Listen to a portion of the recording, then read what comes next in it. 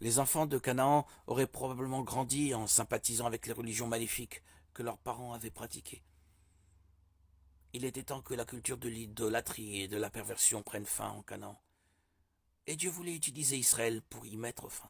De plus, les enfants orphelins de Canaan auraient été naturellement grandis avec du ressentiment envers les Israélites. Il est probable que certains auraient ensuite cherché à venger le traitement injuste de leurs parents et à ramener Canaan au paganisme.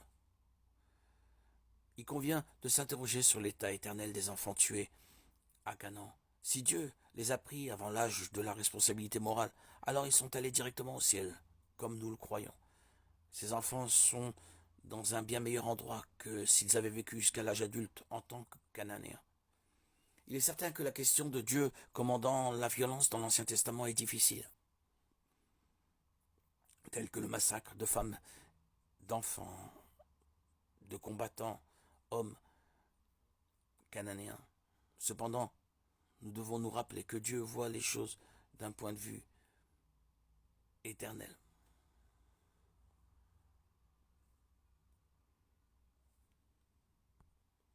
Ces voix ne sont pas les nôtres. Ésaïe 55, 8, 9. L'apôtre Paul nous dit que Dieu est à la fois bon et sévère. Romains 11, 22.